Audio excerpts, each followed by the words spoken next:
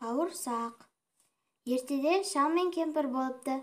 Бірде шал, бүгін маған дәмді бауырсақ пісіріп берші дейді кемпіріне. Ұнның біткені қашан? Бауырсақты неден жасаймын? Қаптың түбін қағып, орнын сыпырсаң, біраз онда жиналып қалар, депті сонда шал. Кемпір қаптың түбін қағып, төгілгенін сыпырып, 2 уыстай ұн жинайды. Оған қаймақ қосып, қамыр илейді. Содан соң оны майға қуырады. Піскен бауырсақты терезе алдына суытып қояды.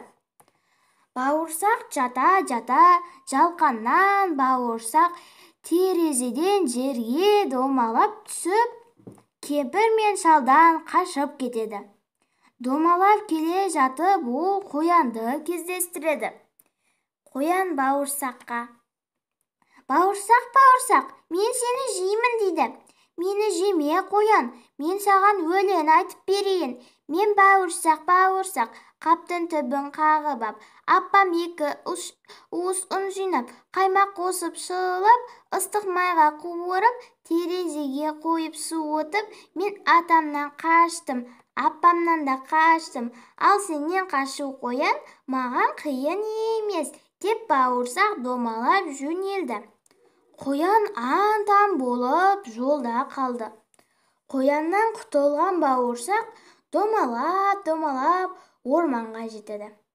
Ойламаған жерде алдынан бір сұр қасқыр шыға келеді де: «Бауырсақ, бауырсақ, мен сені жеймін» дейді.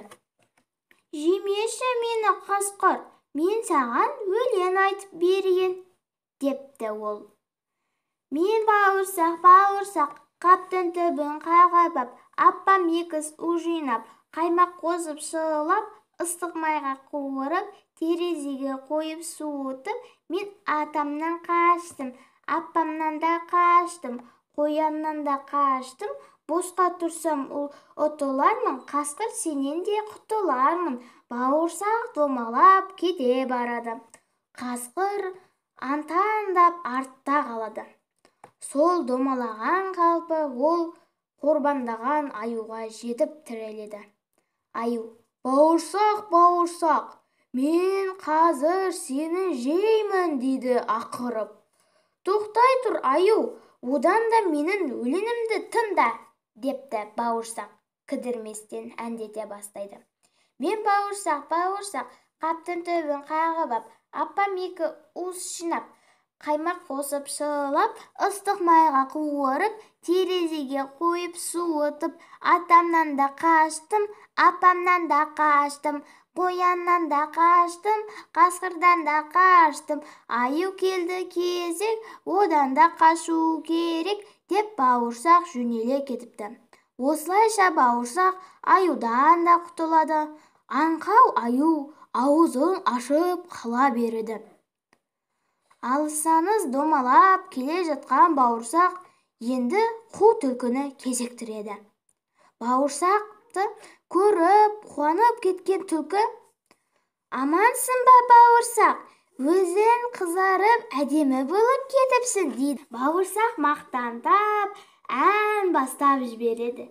«Мен бауырсақ, бауырсақ, қаптың түбін қағып ап, апам 2 уыс жинап, қаймақ қосып шылап, ыстық майға қуырып, терезеге қойып суытқан, мен атамнан қаштым, апамнан да қаштым, қояннан да қаштым, қасқырдан да қаштым, аюдан да қаштым. Түлкі қазір сенен оңай қашып кетем.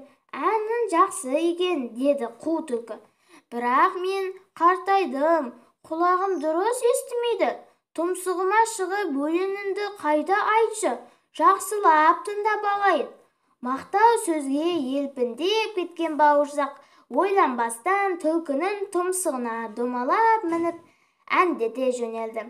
«Мен бауырсақ, бауырсақ, қаптың түбін қағып ап», сол-ақ екен, қу түлкі оны ап деп жеп қояды. Қарнын сипап бір тояды. Тыңдағандарыңызға рахмет. YouTube арнаға тіркеліп кетіңіздер. Сау сәлеметте болыңыздар.